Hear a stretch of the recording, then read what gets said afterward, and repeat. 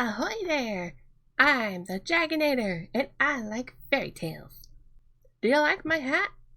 Today is International Talk Like a Pirate Day, so today I am going to talk about my favorite pirate story ever. And it is Treasure Island by Robert Louis Stevenson. The thing about today, though, I'm not just going to talk about the fact that there is the novel available. There's also a play. And when I was recording the Speedpaint process, I was actually listening to that play. It is available on LibriVox.org. Not only will I put the audiobook for the original tale in the description, but I am also going to put down in the description the play version.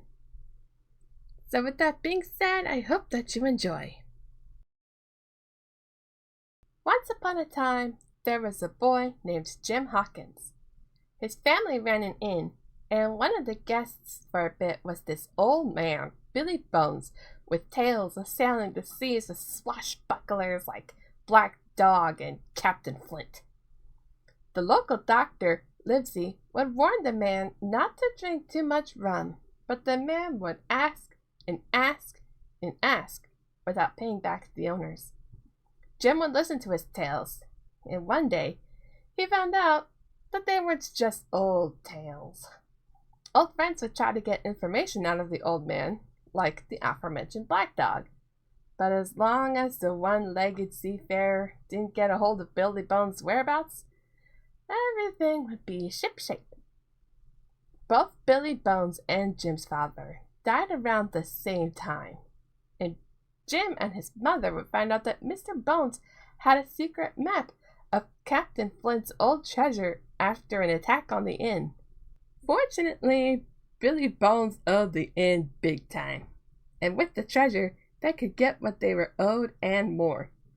So with Dr. Livesey's friend, a squire, in possession of a ship called the Hispaniola, the three of them just needed a captain and a crew to obtain the treasure. The men found a decent-looking crew. With Smollett as the captain and Jim Hawkins as the cabin boy, the Hispaniola set sail. Jim was able to befriend a one-eyed cook named Long John Silver, who had a parent named Captain Flint. With the occasional mishap, the trip seemed to be smooth sailing. This wasn't to be the case for long, so after the disappearance of the first mate, Jim was trying to dig for apples in a barrel and heard Long John Silver talking. Jim listened closely only to find out that Captain Smollett accidentally hired a bunch of Captain Flint's old crew. And they were planning on killing those who weren't pirates to take the treasure in the island for themselves. When it was safe, Jim warned the captain, the squire, and the doctor. They arrived on the island. It wasn't too long until the betrayal was enacted, as sailors who were never pirates were already killed after they finally shored. The rest of the sailors had to go into hiding and split up. There was a man already on the island named Ben Gunn, who Jim found. Ben Gunn had been punished by Captain Flint's crew, for what reason uncertain, and the punishment was staying on the island, abandoned for 3 years. He was on this island for 3 years.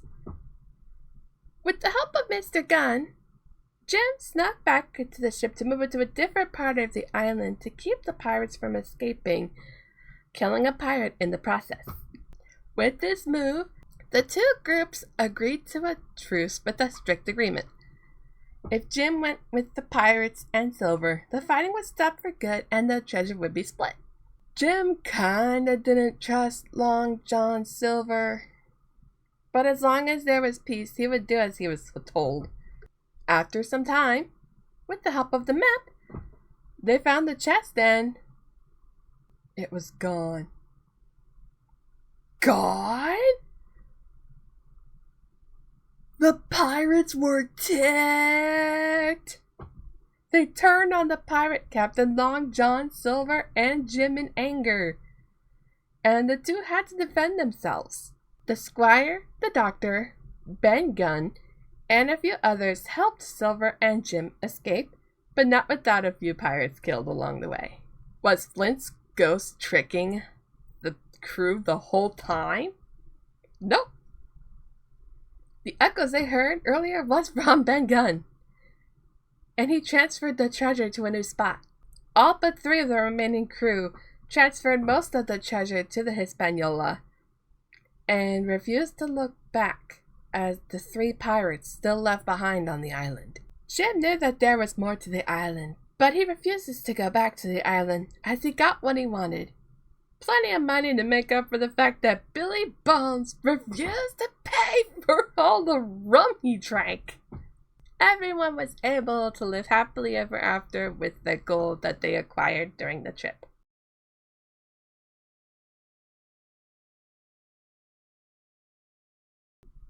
Thank you for watching! I know that my tracking is a little bit weird today. My internet as of this recording is still not that great, so I'm using a different thing. I hope to show off the outfit soon, as there's more to the outfit than just this shirt and hat. But in the meantime, stay safe and have a very happy International Talk Like a Pirate Day. Bye!